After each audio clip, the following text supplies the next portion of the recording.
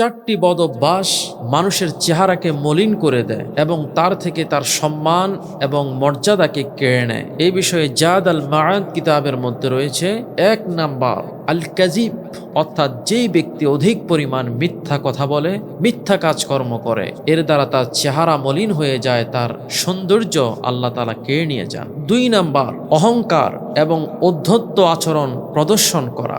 অহংকার এবং অধ্যত্ত আচরণ প্রদর্শনের কারণে আল্লাহ তাবারাকা তাআলা মানুষের চেহারাকে মলিন করে দেন এবং তার সম্মান আল্লাহ পাক কেড়ে নেন। ৩ নাম্বার ইলমি তথা দ্বীনি বিষয়ে ছাড়া অনর্থক প্রশ্ন করা, অর্থাৎ ইলমি বিষয়ে ছাড়া যদি অনর্থক প্রশ্ন করা হয়, এই অনর্থক প্রশ্নের দ্বারা মানুষের সম্মান হানি করার খেয়াল যদি কারো মধ্যে থাকে, তাহলে আল্লাহ তাবারাকা তাআলা এর দ্বারা তার চেহারাকে মলিন করে দেন এবং তার সম্মান এবং মর্যাদাকে আল্লাহ পাক কেড়ে নিয়ে যান।